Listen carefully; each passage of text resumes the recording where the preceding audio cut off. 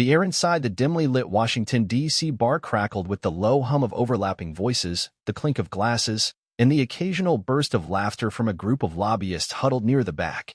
It was one of those upscale joints tucked away from the tourist traps, where the wood-paneled walls reeked of whiskey and whispered deals, and the clientele wore power like a second skin. Donald Trump leaned against the polished bar counter, his broad frame dominating the space as he swirled a tumbler of Diet Coke, ice clinking rhythmically against the glass. His voice carried over the din, brash and unrestrained, as he regaled a small knot of wide-eyed admirers with tales of his latest ventures, real estate, television, whatever came to mind. Each story punctuated by a self-satisfied grin that dared anyone to challenge his spotlight. The bartender, a wiry man with a practiced smile, nodded along absently, wiping down the counter while keeping one ear on the room. Across the bar, Volodymyr Zelensky sat alone at a corner table, nursing a glass of untouched vodka, his shoulders hunched slightly under the weight of an unseen burden. He'd slipped in unnoticed 20 minutes earlier, his dark coat still damp from the drizzle outside, his sharp features softened by the flickering glow of a wall sconce. He wasn't here to drink or socialize. He needed a moment away from the relentless glare of cameras and the endless diplomatic tightrope he'd been walking for years. The summit across town had wrapped hours ago, but the exhaustion lingered, etched into the lines around his eyes. Then Trump's voice sliced through the murmur like a guillotine, loud enough to turn heads even in this jaded crowd. "You know who's a real idiot?" Trump said, pausing for effect as his group leaned in, hanging on his every word. "That Zelensky guy from Ukraine. Dumbest president I ever met in the White House, and I've met him all, believe me." His laugh boomed, a harsh bark that made the ice in his glass rattle, and his audience tittered nervously, unsure whether to join in or glance away. Zelensky's hand tightened around his glass, the cold biting into his palm as the words hit him, not just the insult, but the sheer absurdity of it, flung out so casually in a room full of strangers. He wasn't even a U.S. president, yet here was Trump, rewriting reality with the confidence of a man who'd never been corrected. The bar seemed to tilt for a moment, the chatter fading into a dull roar in his ears as heads swiveled toward him, some curious, some smirking, recognizing him now despite his low profile. "He thinks he's some big shot, begging for handouts," Trump went on, oblivious or uncaring that his target was close enough to hear every syllable. "Guy's got no clue, total lightweight." Zelensky set the glass down with deliberate calm, his breath steadying as he straightened in his seat, the flicker of a decision igniting behind his steady gaze. He could walk away, let it slide like he'd let so much slide before, or he could turn this into something else entirely, something this room wouldn't forget. The bar's atmosphere thickened as Trump's words lingered, his voice still cutting through the haze of cigarette smoke and muted jazz spilling from the overhead speakers, each syllable landing like a stone thrown into a still pond, rippling outward to draw every eye in the room. His admirers hovered around him, a cluster of tailored suits and eager nods, their laughter growing louder as he doubled down, gesturing expansively with his free hand while the other clutched his glass, the ice inside shifting with every exaggerated wave. "I'm telling you, folks, this Zelensky, he's a nobody who stumbled into a job he can't handle," Trump said, his tone dripping with disdain, the kind of scorn that came from a man who'd never questioned his own place at the center of any room. "I dealt with him back in the day, pathetic, totally out of his league." The group chuckled again, a few glancing around as if hoping to spot the man Trump was shredding, their faces alight with the thrill of proximity to such unfiltered bravado. Behind the bar, the bartender's practiced smile faltered, his cloth pausing mid-swipe as he caught Zelensky's silhouette in the corner, a lone figure amid the clamor, and his brow creased with something like unease. Zelensky sat motionless at his table, his untouched vodka glinting under the dim light, the glass a cold anchor against the heat rising in his chest, a slow burn fueled by every word Trump hurled into the air. He could feel the weight of the room shifting toward him now, the scattered stares sharpening as recognition spread, first a whisper from a woman in a sleek blazer near the jukebox, then a nudge between two men nursing beers at a high-top table, their heads tilting as they pieced together who he was. He'd wanted anonymity tonight, a fleeting escape from the summit's endless posturing, but Trump's voice was a spotlight he couldn't dodge, pinning him in place as surely as if he'd been dragged onto a stage. "What's he even doing here?" Trump continued, oblivious to the growing murmur, his eyes glinting with the relish of a man who thrived on tearing others down. "Probably begging for more cash. Guy's got no shame, no backbone." The insult stung, not because it was clever, but because it was so carelessly cruel, flung out without a thought for the man it might reach, a man who'd spent years holding a fractured nation together with nothing but grit and sleepless nights. The tension coiled tighter inside Zelensky, his fingers flexing against the table's edge, the rough wood grounding him as he wrestled with the urge to stand, to confront this bluster head-on, though every instinct screamed that engaging would only feed Trump's ego further. Around him, the bar's patrons began to split. Some leaned into the spectacle, their faces alight with amusement, while others shifted uncomfortably, sensing a line crossed, their eyes darting between the boisterous tycoon and the quiet figure in the shadows. A woman in a crimson dress at a nearby table muttered to her companion, her voice low but audible, "That's him, isn't it? The Ukrainian president?" Her friend nodded, brows raised, and their gazes lingered on Zelensky, curiosity warring with something like pity. Trump, meanwhile, pressed on, undeterred, his volume creeping higher as he recounted a half-remembered phone call from years past, embellishing it with details that grew more absurd with each retelling. "I said, Volodymyr, you're a disaster," and he just sat there, didn't even fight back. "Weak, totally weak," he declared, punctuating it with a dismissive wave, the gesture slicing through the air as if to erase Zelensky entirely. Zelensky's jaw tightened, his breath slow and deliberate as he pushed the vodka glass aside, the faint scrape of it against the table lost in the bar's din. But the motion steadied him, sharpened his focus amid the chaos Trump was stirring. He wasn't here to brawl, not with fists or shouted insults. That wasn't his way, but the disrespect gnawed at him, not just for himself, but for everything he carried, the lives and losses he'd shouldered since the war began. The room's energy shifted again as a tall man in a gray coat, standing near the bar, turned fully towards Zelensky, his expression unreadable but his stance deliberate, as if weighing whether to step in or watch it play out. "You think he's going to say something?" a younger guy in a hoodie whispered to his friend, both of them craning their necks from a booth near the door, their beers forgotten as the scene unfolded. Zelensky felt the pressure building, the unspoken expectation from strangers who didn't know him but knew his name, and he realized this wasn't just about Trump anymore. It was about what he'd let this moment become, about the choice he'd make in the next heartbeat. The bar's ambient noise swelled into a jagged hum as Trump's voice barreled on, his latest jab about Zelensky's supposed incompetence drawing a fresh round of laughter from his circle, their faces flushed with the kind of glee that came from watching someone else take a fall.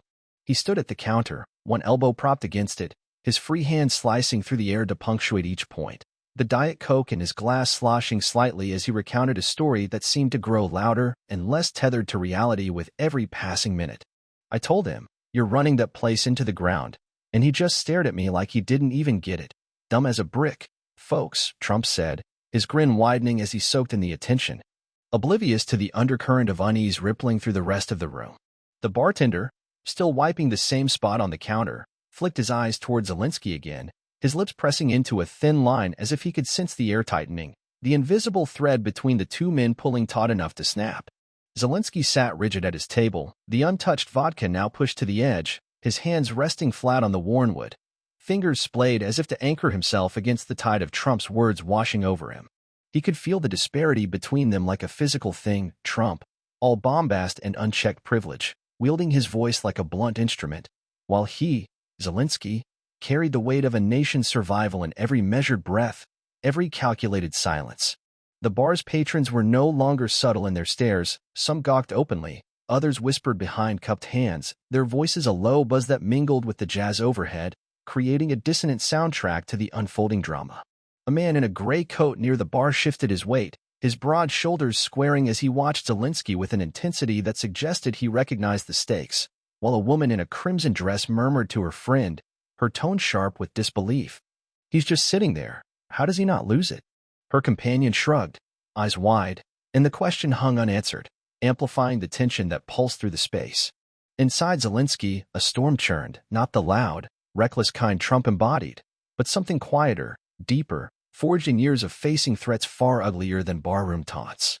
He knew Trump's type, had dealt with men like him before, powerful, dismissive, blind to anything outside their own orbit.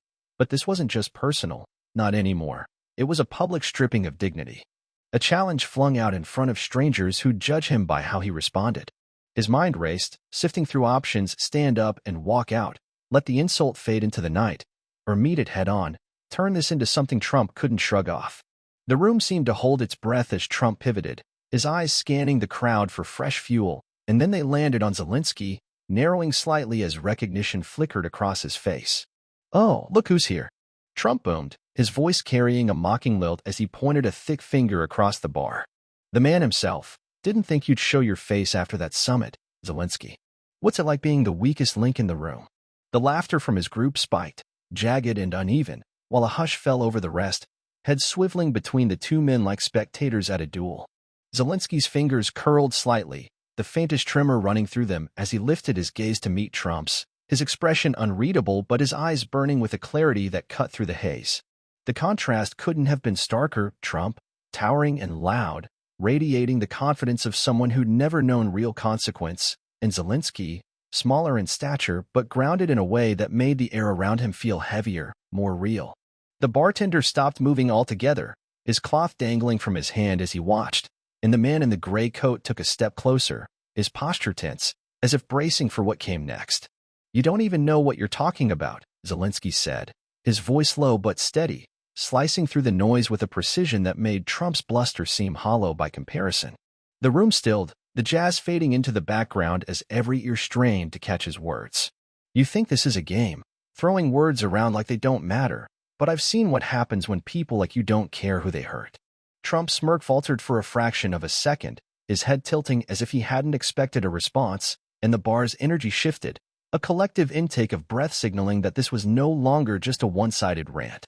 The bar's air thickened into something palpable as Zelensky's words hung between him and Trump, his voice a quiet blade that sliced through the raucous laughter and chatter, leaving a stunned silence in its wake. Trump stood frozen at the counter, his fingers still raised from pointing across the room, but the smirk on his face twitched, caught off guard by the steady defiance in Zelensky's tone. A defiance that didn't shout or swagger but carried the weight of experience he couldn't fathom. The group around Trump shifted uneasily, their chuckles dying out as they glanced between their ringleader and the man in the corner, sensing the shift in power that rippled through the space without a single raised fist. The bartender leaned forward slightly, his hands braced on the counter, his eyes darting from one man to the other as if he could feel the collision coming, while the man in the gray coat near the bar tilted his head, his expression hardening into something like respect. Across the room, the woman in the crimson dress gripped her companion's arm, her whisper barely audible but urgent. "He's not backing down. Did you see that look?" Her friend nodded, transfixed, as the bar's patrons collectively held their breath, every rustle of fabric and clink of glass amplified in the sudden stillness. Trump recovered quickly, his shoulders squaring as he let out a loud huff, brushing off the interruption with a wave of his hand, the ice in his glass rattling as he set it down with a deliberate thud. "Oh, here we go, little Volodymyr's got something to say," he said, his voice booming again, laced with mockery as he turned fully to face Zelensky, planting his feet wide like a man staking a claim. "You think you're tough because you've got a war going on? I'd fix that mess in a day, better than you ever could. Believe me." The words were meant to reclaim the room, to drown out Zelensky's quiet rebuke with sheer volume, and his admirers rallied, a few offering tentative laughs, though their eyes betrayed uncertainty, flickering toward the corner where Zelensky sat unmoved. But the rest of the bar didn't join in. Some patrons leaned forward, others crossed their arms, their faces tightening as Trump's bluster clashed against the gravity radiating from the Ukrainian president. A man whose every gesture seemed to carry the scars of battles Trump had only ever watched from a distance. Zelensky rose from his chair, the motion slow and deliberate, his coat sliding off his shoulders to rest on the table as he stepped into the faint light, his frame smaller than Trump's but somehow filling the space in a way that made the tycoon's bulk seem less imposing. He didn't rush, didn't shout, his calm was unnerving, a stark contrast to the restless energy Trump projected, and it drew every eye as he crossed the room, his shoes tapping softly against the hardwood floor. "You think it's about fixing things in a day?" Zelensky said, his voice steady but louder now, carrying to every corner without strain, each word chosen with care. "You've never had to bury a child because of decisions you made, never had to look a mother in the eye and tell her there's no food left because the trucks didn't come. You don't know what tough is." The room went dead silent, the jazz overhead fading to a faint hum as his words landed, raw and unadorned, stripping away Trump's bravado like paint peeled from a wall. Trump's mouth opened, then closed, his hands flexing at his sides as he struggled to find a retort, his face reddening under the scrutiny of a crowd that no longer seemed entirely his. Then came the twist. Zelensky didn't stop at words. He reached into his pocket, pulling out a small, creased photograph, the edges worn from handling, and held it up for Trump to see, his hand steady despite the tremor of emotion in his voice. "This is Sasha, 9 years old, killed in a strike 2 years ago," he said, his eyes locking onto Trump's, unflinching, as he stepped closer, the photo trembling slightly in the bar's dim light. "I keep this to remind me what's real, not ratings, not headlines, not your games." He turned the photo toward the room, letting the blurred image of a smiling boy in a blue jacket catch the light, and a gasp rippled through the crowd. The woman in the crimson dress covered her mouth, the man in the gray coat bowed his head, and even Trump's admirers shrank back, their faces paling as the weight of it hit. Trump stared at the picture, his bluster evaporating, his hands dropping to his sides as Zelensky continued, "You call me weak, but I'm still here, standing for people like him, while you're just yelling in a bar." The reversal was complete, not a grand gesture, but a quiet, devastating truth that left Trump speechless, his mouth working silently as the room's judgment turned inward, every onlooker grappling with what they'd just witnessed. The bar's atmosphere hung heavy in the wake of Zelensky's words, the photograph of Sasha still raised in his hand, its creased edges catching the dim light as the boy's frozen smile seemed to stare down the room, silencing the last echoes of Trump's bravado with an authority no shout could match. Trump stood rooted at the counter, his broad frame deflated, his hands dangling awkwardly at his sides as the red flush crept up his neck, his usual torrent of words choked off by the stark reality Zelensky had thrust into the open. The crowd around him, his once loyal knot of admirers, shifted uncomfortably, their eyes darting between the photo and the floor, their earlier laughter replaced by a strained hush, as if they'd been caught cheering for the wrong side in a fight they hadn't understood. The bartender leaned back against the shelves, arms crossed, his face softening with something like awe as he watched Zelensky, while the man in the gray coat near the bar exhaled sharply, his shoulders relaxing as he nodded to himself. A quiet acknowledgement of the shift that had just rocked the space. Zelensky lowered the photo slowly, slipping it back into his pocket with a care that spoke of habit, his fingers brushing the fabric as if to ensure it stayed safe, then turned his gaze back to Trump, his expression steady but softened by a flicker of exhaustion that hadn't been there before. "You don't get to decide who's weak," he said, his voice low but resolute, carrying across the room without effort, each syllable landing with the weight of someone who'd long ago stopped caring about winning arguments and started fighting for something bigger. "You talk about strength like it's noise, but real strength is what keeps people going when there's nothing left to say." He stepped back, breaking the invisible line that had tethered him to Trump, and the room seemed to breathe again, the tension uncoiling as patrons shifted in their seats, their faces a mix of shock and reluctant admiration. Trump blinked rapidly, his mouth twitching as if searching for a comeback, but nothing came. His hands flexed, then fell still, and for the first time that night, he looked smaller, diminished by the quiet force of a man who'd turned his bluster into dust.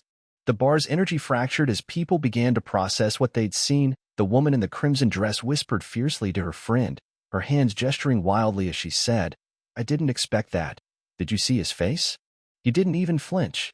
Her companion nodded, still staring at Zelensky as he returned to his table, picking up his coat with the same deliberate calm he'd carried throughout. Near the door, the two guys in hoodies leaned close, their voices buzzing with excitement as one said, "Man, that was insane." Trump didn't know what hit him, while the other replied, "Yeah, but that picture, I can't shake it, you know?" Their words tumbled over each other, raw and unpolished, mirroring the chatter that erupted in pockets around the room, a chorus of disbelief and reassessment.